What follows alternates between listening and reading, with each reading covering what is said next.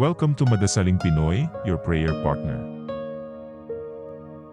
Ngayon po ay Biyernes ng ika-15 linggo sa karaniwang panahon.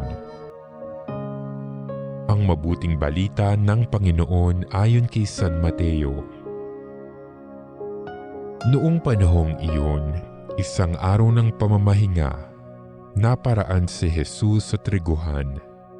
Nagutom ang kanyang mga alagad kaya't nangitil sila ng uhay at kinain ang mga butil. Nang makita ito ng mga Pariseo, sinabi nila sa kanya, "Tingnan mo ang ginagawa ng iyong mga alagad. Bawal iyan kung araw ng pamamahinga." Sumagot si Jesus, "Hindi ba ninyo nabasa ang ginawa ni David nang magutom siya at ang kanyang mga kasama?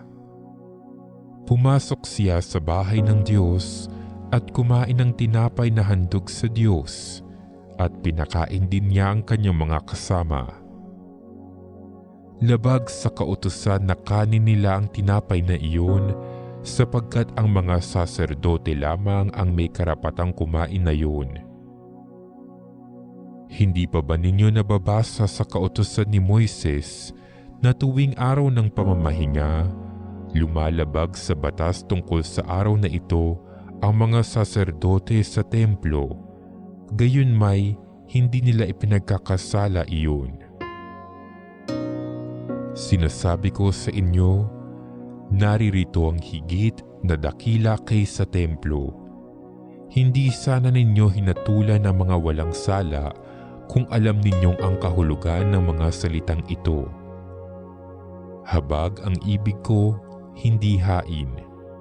Sapagkat ang araw ng pamamahinga ay nasa ilalim ng kapangyarihan ng Anak ng Tao."